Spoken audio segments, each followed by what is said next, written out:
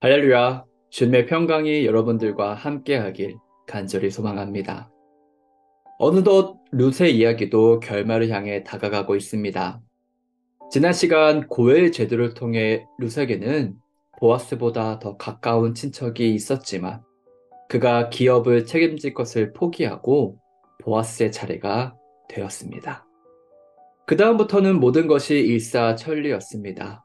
두 사람은 마을 사람들의 축복 속에서 결혼식을 올렸고 아들을 낳았습니다. 이 모든 내용이 단 세 구절에 기록되어 있습니다. 특히 결혼에서 출산까지의 기록은 무성의해 보일 정도로 간략하게 기록되어 있습니다. 이렇게 해서 보아스와 롯의 사랑 이야기는 막을 내리게 됩니다. 물론 아직 룻기는 내용이 좀 더 남아있지만 적어도 룻이 중심은 아닙니다. 왜냐하면 14절부터는 룻이 등장하지 않기 때문이지요. 오히려 모든 이야기의 초점이 다시 나오미에게 맞춰집니다. 온통 나오미 이야기뿐입니다. 심지어 아들을 낳은 것은 룻인데 사람들은 룻이 아니라 나오미에게 축복의 말을 건넵니다. 오늘 본문이지요. 뭔가 이상하지 않으신가요? 룻이 아들을 낳았습니다. 나오미에게는 손자입니다. 그러면 룻을 축복해야 하는 거 아닐까요? 이것보다 더 희한한 건 16절입니다. 나오미가 그 아기를 받아 자기 품에 안고 어머니 노릇을 하였다. 마을 사람들은 갓 태어난 아기를 룻이 아니라 나오미의 아들 취급을 합니다.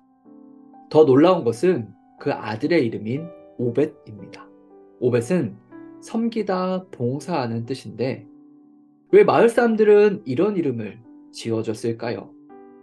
왜냐하면 이제 막 태어난 이 아기가 장차 나오미의 남은 여생을 돌봐줄 것이기 때문에 오벳이라고 지은 것입니다. 따라서 오벳이라는 이름은 사실상 룻과는 아무런 관련이 없습니다. 철저하게 나오미에게 초점을 맞춰서 지은 이름입니다. 이처럼 룻기의 마지막은 룻이 아니라 나오미를 중심으로 진행됩니다. 본문은 우리의 시선이 나오미를 향하도록, 나오미를 주목하도록 만듭니다. 이것은 상당히 중요한 부분입니다. 왜냐하면 대체로 모든 글의 결말은 결론 역할을 하기 때문입니다. 룻기의 결말이 나오미에게 맞춰 있다는 것은 나오미가 룻기의 결론이라는 뜻과 마찬가지입니다. 그렇다면 나오미라는 결론을 통해서 우리가 룻기에서 얻을 수 있는 교훈은 무엇일까요? 룻기를 가만히 살펴보면 룻보다는 오히려 나오미의 인생과 좌절을 더 상세하게 다루고 있음을 발견하게 됩니다. 사실 룻기는 나오미의 인생, 절망스러운 인생 가운데서 역사하고 계시는 하나님의 손길을 반복적으로 보여줍니다.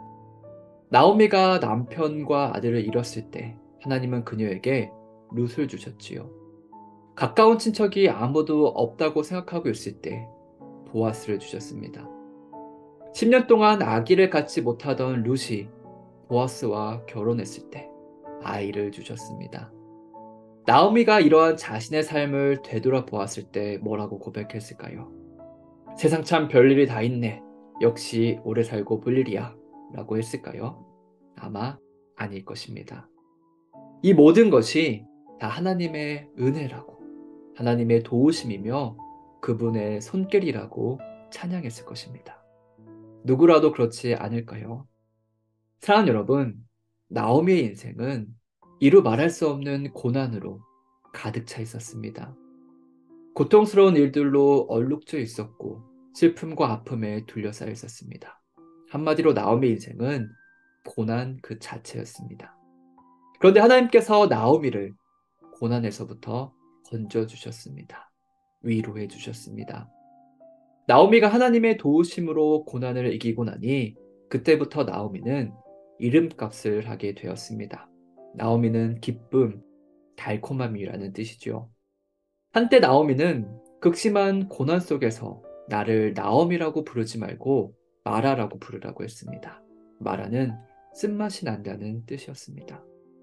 그러나 하나님께서는 그런 나오미를 고난에서 건지시고 그 이름이 틀리지 않다는 것을, 말하는 도무지 어울리지 않는 이름이라는 것을 보여주셨습니다.